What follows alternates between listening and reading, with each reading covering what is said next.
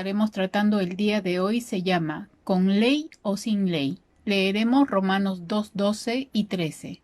Los gentiles serán destruidos por el hecho de pecar, aunque nunca tuvieron la ley escrita de Dios, y los judíos, quienes sí tienen la ley de Dios, serán juzgados por esa ley porque no la obedecen. Pues el simple acto de escuchar la ley no nos hace justos ante Dios, es obedecer la ley lo que nos hace justos ante sus ojos. El pecado es pecado con ley o sin ley.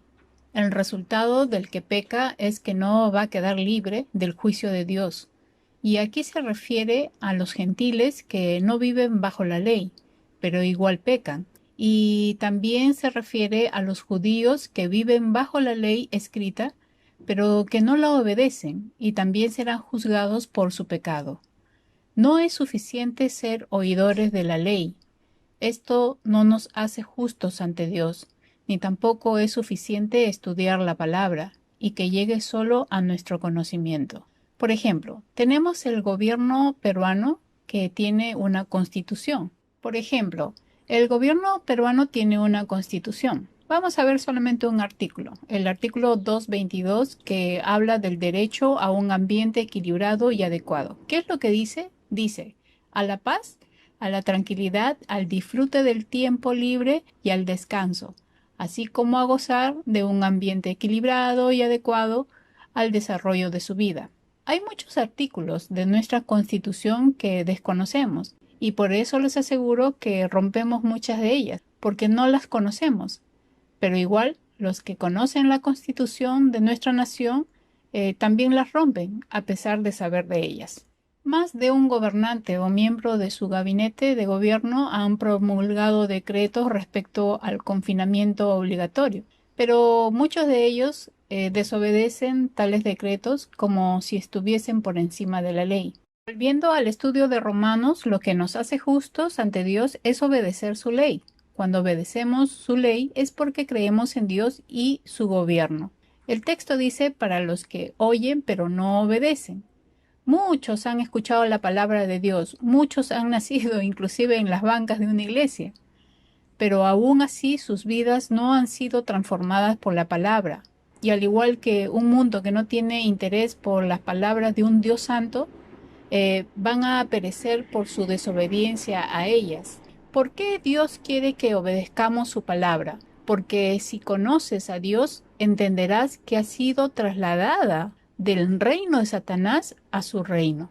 Antes vivíamos bajo una constitución del mundo gobernado por el enemigo, pero en Jesucristo tú y yo hemos sido libertados y hemos sido llevados a un reino eterno, donde Dios es el gobernante, Él es tu rey, y Él tiene una constitución única para tu vida, que es la palabra de Dios. Estas leyes de Dios son buenas, son correctas, son justas, y nos hacen por eso una persona justa. Por eso lo que debes evidenciar en tu vida es que perteneces a este reino, donde el que gobierna es Dios, donde Dios es tu rey y Señor. Es el que realmente señorea tu vida, pero tienes que evidenciarlo a través de tu vida. Si conoces las ordenanzas de Dios y las enseñas a otros, debes de coincidir con tu forma de vida. No puedes hablar del Señor y que tu casa sea un campo de guerra por causa del desorden o la suciedad. No puedes hablar de la palabra si continuamente estás discutiendo y te alteras rápidamente. No podemos hablar de la constitución de la palabra de Dios y ser un mal ejemplo. Tenemos que reflejar en nuestra vida que realmente estamos bajo el gobierno de Dios y sus leyes.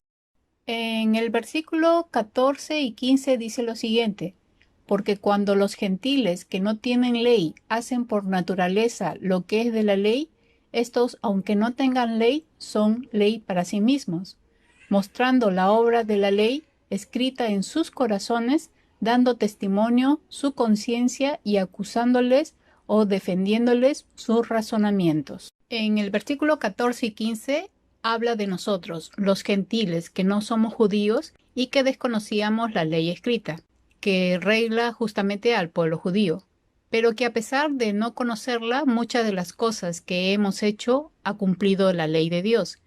y ha sido por un instinto natural que Dios ha puesto en el ser humano, que sin conocer la ley la hemos cumplido de muchas maneras. ¿Cómo se llama? La conciencia. Tenemos el ejemplo del buen samaritano, quien no conocía la ley. Era pobre, pero a pesar de eso auxilió al herido, cosa que no sucedió ni con el sacerdote ni el levita. Y si bien es cierto, la ley de Moisés prohibía tanto al sacerdote y al levita no acercarse a un cadáver, el herido era un prójimo, aún no había muerto. Pero ellos seguramente en su mente quizás pensaron, ¿y si muere mientras lo estoy auxiliando? Voy a tener que purificarme, presentar ofrenda, todo un problema para ellos. Esta ley la encontramos en Ezequiel 44 del 25 al 27 y también en Números 19:11. Por eso es que ellos evitaron ayudarlo. Pero lo que nosotros podemos ver es que el amor al prójimo va más allá que la ley. Y Jesús lo demostró de muchas maneras. Por ejemplo, en el Nuevo Testamento, en los Evangelios, se registra que Jesús tocó al leproso para sanarlo. Fácilmente él hubiera dicho, sánate, desde lejos, pero su muestra de amor fue tocar al leproso a pesar que la gente huía de ellos. El buen samaritano nos enseña lo que había en su corazón, como dice el versículo 15, que la ley de Dios está escrita en su corazón porque por su propia conciencia y sus propios pensamientos o lo acusan o les indican que está haciendo lo correcto. Dios ha puesto en nosotros una conciencia que nos lleva a pensar y ésta nos acusa o nos dice que estamos haciendo lo justo o lo injusto.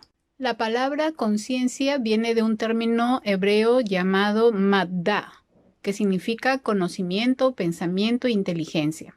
Vayamos a Proverbios 20:27, lo que dice: lámpara de Jehová es el espíritu del hombre, la cual escudriña lo más profundo del corazón. Esa lámpara que Dios ha puesto es nuestra conciencia.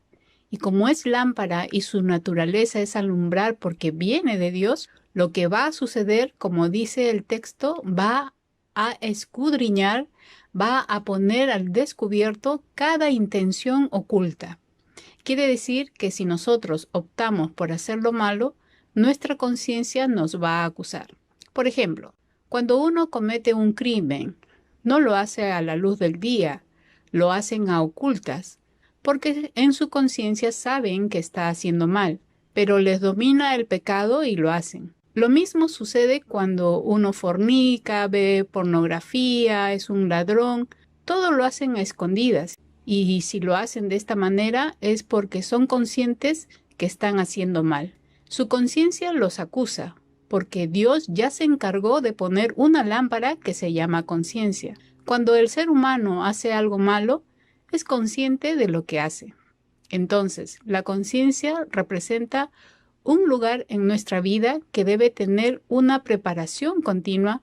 En este caso, tus pensamientos deben ser entrenados por la palabra, porque tu conciencia será probada continuamente. Pero si te preparas en la palabra, serás sabia, inteligente y tomarás siempre decisiones correctas que son justas delante de Dios.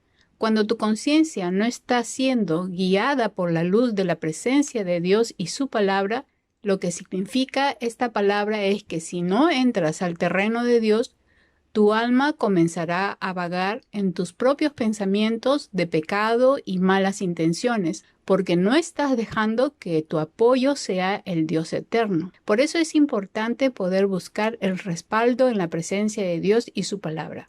¿Qué te permite tener la lámpara que Dios ha puesto en ti a través de la conciencia? Te permite conocer a Dios a través de su palabra, vivir una experiencia diaria de su presencia, ver el cuidado y protección de Dios. Entonces la conciencia se debe alimentar de Dios. Entonces de esta manera podrás entender la voluntad de Dios y conocerle cada día más. Podrás entender que perteneces a su reino y su gobierno y que te sujetas a su constitución, que es la palabra, como hemos ido estudiando, que es la que realmente debe de regir tu vida. Y en el versículo 16 dice, y el mensaje que proclamó es que se acerca el día en que Dios juzgará por medio de Cristo Jesús la vida secreta de cada uno. En este versículo podemos ver que llegará el día del juicio, donde Dios juzgará a través de Jesús la vida de cada uno. Todo lo secreto saldrá a la luz.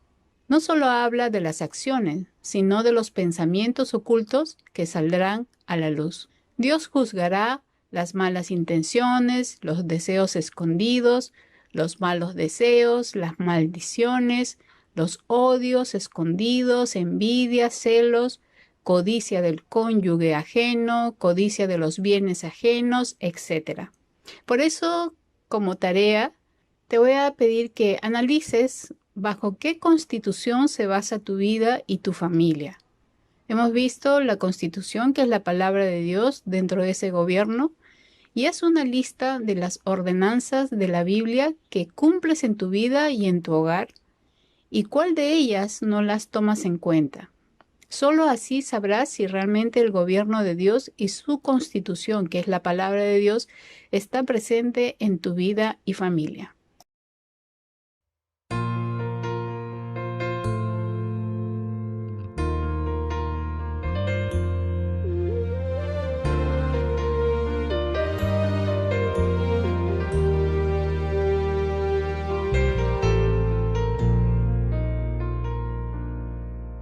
Escudriñame, Señor, tú me conoces,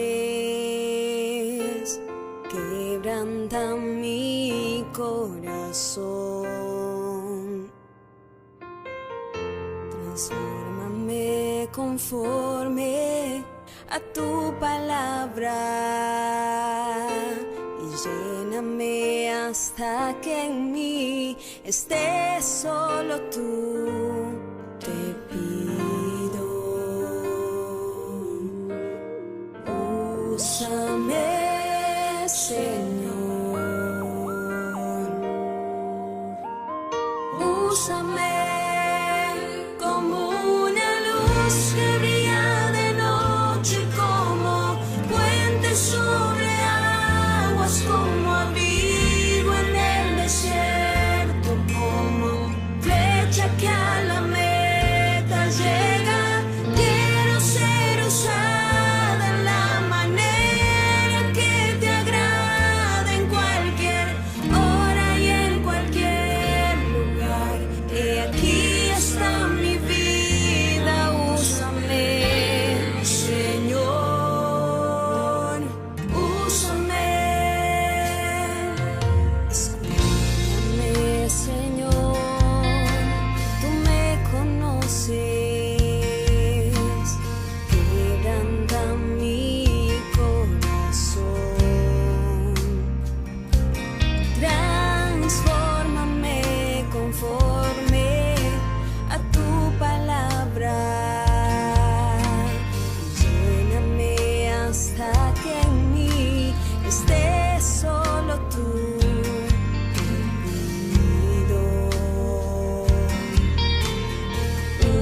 Úsame, Señor, úsame como una luz que brilla de noche, como puente sobre aguas, como abrigo en el desierto, como flecha que a la meta llega. Quiero ser usada en la manera que te agrade, en cualquier hora y en cualquier lugar. He aquí está mi vida, úsame, Señor, úsame. Escudriñame,